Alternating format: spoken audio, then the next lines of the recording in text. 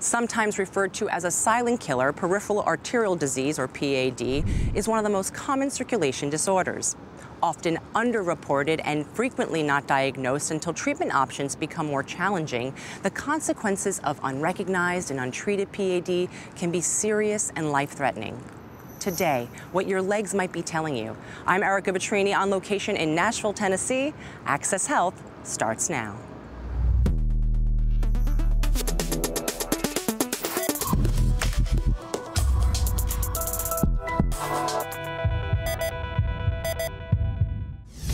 Peripheral arterial disease is a progressive disorder and happens when plaque buildup in the arteries limits oxygen-rich blood flow to the legs, feet, and other arteries that carry blood outside of the heart. Although many people can experience early symptoms, statistics are showing that up to half of people diagnosed don't have any symptoms at all. Unfortunately, many cases of PAD are frequently diagnosed after permanent damage has occurred, putting both symptomatic and asymptomatic patients at significant risk for heart attack, stroke, and even loss of a limb or death. I didn't want him to cut my leg off, but I had gangrene. You either get it removed or you die, and I didn't want to die. Everything that I read was happening to me. Started looking at the causes, and I'd lived all the causes, and now I was living the symptoms. I recently heard about innovations in the diagnosis, assessment, and management of PAD, so I'm here in Nashville to find out more from vascular surgeon Dr. Brian Fisher at the Surgical Clinic.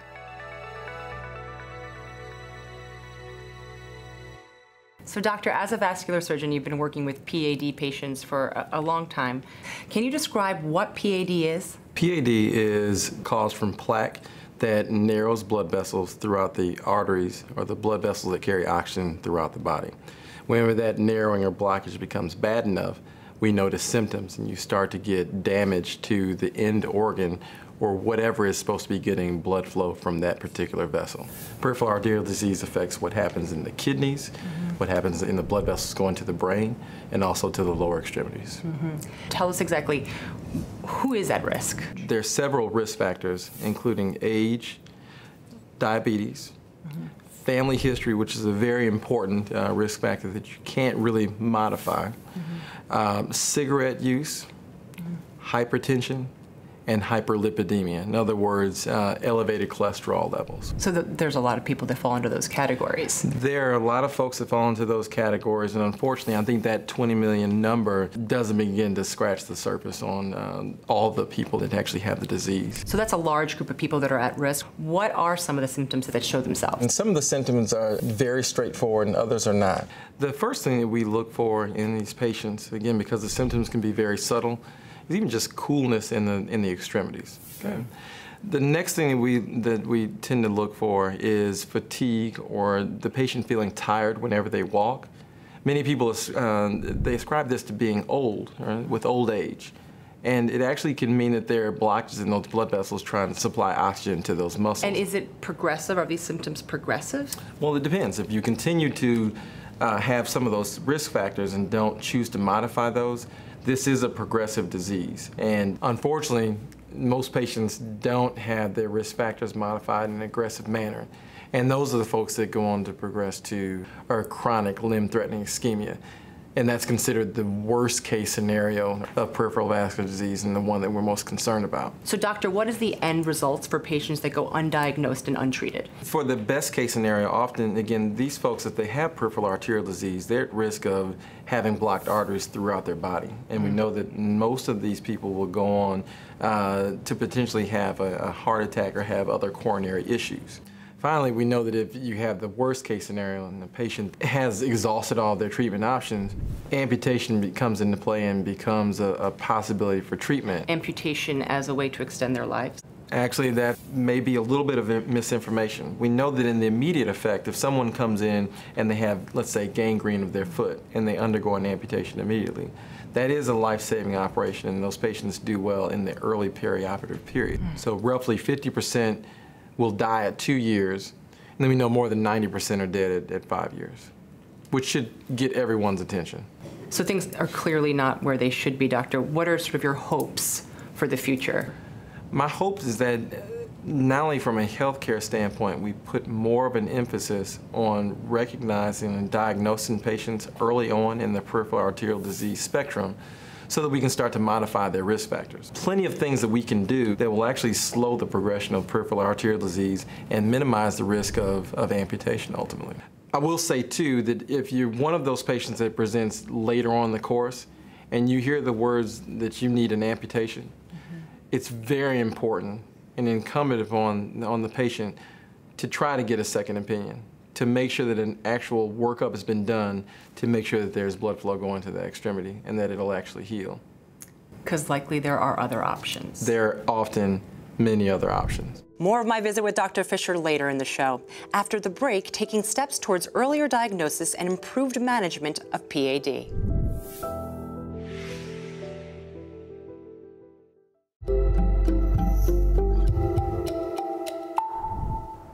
According to the National Institutes of Health, over 1 million people in the United States have lost a limb due to vascular disease, including diabetes, PAD, and critical limb ischemia, and the numbers are predicted to double over the next 30 years.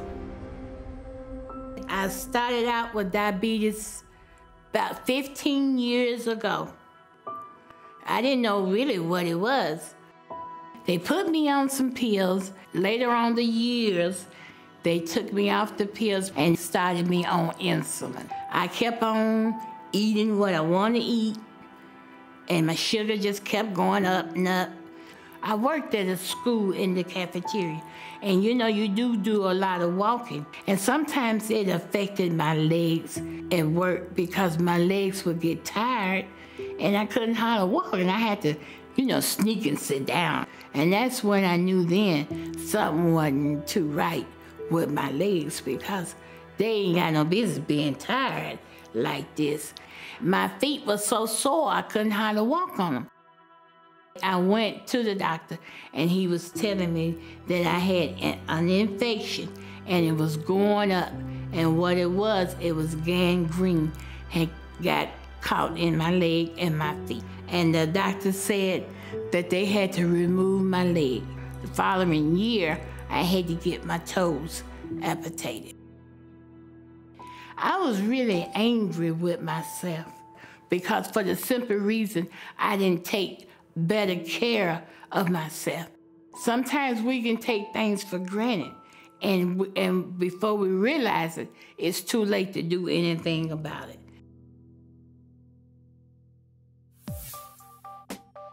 The incidence of PAD is on the rise, and the need for improvements in early detection, amputation prevention, and management strategies are more critical than ever. Podiatrist Dr. Day frequently sees many of these at-risk patients. A podiatrist as part of the team is critical. We're there to provide preventative care or even treatment of complications that may have developed in the course of time with these patients. Our goal ultimately is to prevent amputation. The patient's responsibility in that goal is to exercise good judgment, and also if we've done our job well, we've educated them on what to look for. They participate in examining their feet every day and then notifying us quickly that they need to be seen so that we can also evaluate them. It's important that we ask the right questions. We need to find out from them, are they having any symptoms that maybe they are not paying attention to? We'll do a general exam looking at the color of the skin, the temperature of the skin, and any types of wounds or color changes that may be present that may be indicating a change in blood flow. We're going to assess their vascular status. That means palpating pulses, very similar to taking your pulse on your wrist. We're going to evaluate ankle brachial index, which is referred to as ABI. And that's basically the blood pressure of the foot. And that will give us a good indication of how well perfused or how well the blood supply is to the foot. If we've evaluated a patient and we've identified that they may have clear vascular disease, it is our responsibility to take the next step and refer that patient.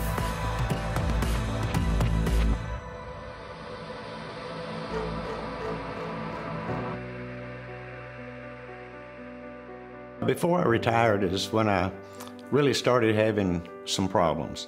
At least started to realize that I had problems.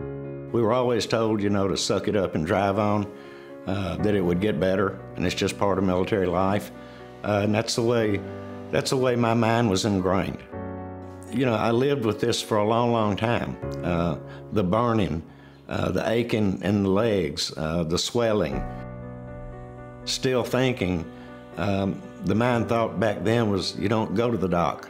You just don't do that. We got stuff to do. You didn't have time to worry about aches and pains. I lived with that for about 10 years, and finally, just couldn't take it anymore.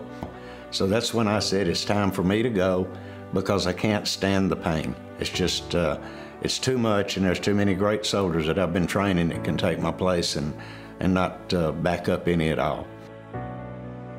But I did go to the VA, got a PCM, a primary care manager assigned to me, and that's the one time in my life where I actually spilled my guts, swallowed my ego, and said, you know, there's something wrong with you. When he said I had PAD, I really didn't understand. He said it was kind of like driving through a tunnel in your car, and as the further you went, the tunnel got smaller. And he said that's what's happening with your arteries. It's going to eventually get to a place where it can't go anywhere. They're blood clots, is what it amounts to. And if you can't get blood to your legs, it's going to affect everything in your legs. It could move to your heart. It could move to your brain. It could do a lot of things, and that's kind of what got my attention and got me to thinking about it. That, you know, I'm 70 years old, and when the man calls, I'm gone. But I could extend my life, and that's what the doctors tell me, that if you'll quit smoking, if you'll slow down on your beer drinking and do all of that stuff that I enjoy doing, you can extend your life. You know, maybe if I do something right, maybe I can feel a little bit better. Maybe I can walk those steps again. Maybe I can walk without having to stop and let my legs get better.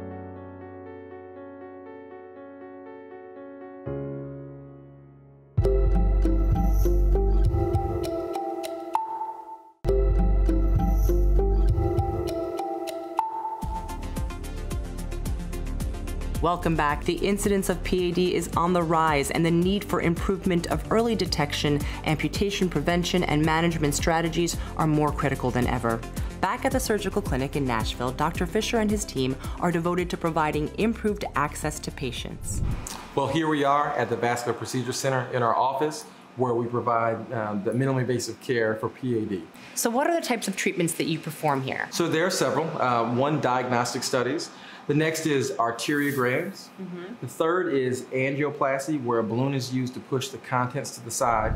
And then finally, stenting is done as well. And that's where we place scaffolding that helps to move that material to the side and restore blood flow to the blood vessels. So tell me about the technology and the tools that you use to perform these treatments. We have some great tools, and imaging plays a key role in a lot of what we do. From the basic standpoint, we have fluoroscopy. This is where we inject a dye into the blood vessel. You can see it's normal. You can see the blood vessel is normal here. But when you get to below here, you can see where that narrowing is. I can see that, yeah. Then we have the additional modality of intravascular ultrasound, which is absolutely much more accurate at determining the narrowing of the vessel and also sizing the vessel itself. Am I looking into the vessel right now? You are. It's a very cool view. Very cool. And so this gives you exactly what you need in order to perform. These are the tools that we use to perform these procedures both safely and effectively. So there really is, with all of this, there really is no need to go directly to amputation. Well, that's just the idea, is that we want to eliminate the third of patients that undergo an amputation without any vascular workup. And we want to eliminate that completely. So doctor, tell me how you think office-based labs like this one are really helping your patients. As far as office-based labs are concerned, we know that this provides access to patients that they otherwise might not have. These are fairly mobile in that you can place them out in the community and they can be closer to home. And we also know that we have some advantages as far as wait times and things like that when it comes to comparing to the hospital. You don't have to go on campus. The parking is very simple. and the wait times are fairly short. Which matters to someone who's sick and who's in pain and who's hurting. It absolutely matters. So doctor, I know you're very passionate about the way patients that have PAD are being treated. How do you think these office-based labs are helping your patient? I want patients to feel empowered. I want them to ask the right questions and know that when they start showing signs and symptoms, to see their primary care doctor, to work on a referral to a podiatrist, to get a further workup, and then be able to navigate to the appropriate specialist, the board-certified interventionist, to provide the appropriate treatment for that patient. And again, all this with the patient in mind is that we know whenever we save limbs and we avoid amputations, we save lives. And what could be better than that?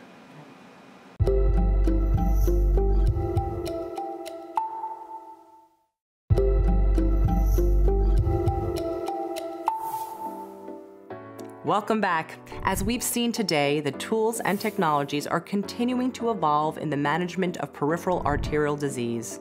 The question is, how are these options helping patients?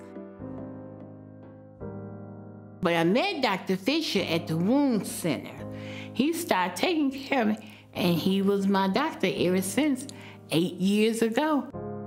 I see him every 3 months. They do an ultrasound on my left leg. If they see anything, they'll let him know, and then he'll let me know if he have to go in to let my blood flow in my leg to my foot. It makes my leg feel a whole lot better than what it was.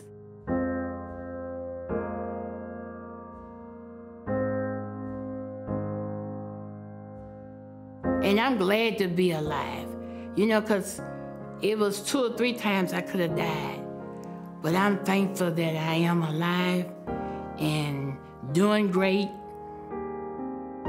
Just being in the world, being in the land of the living. When I went in to see my PCM at the VA, I explained some of the pain that I was having. She gave me a referral for some tests to be run.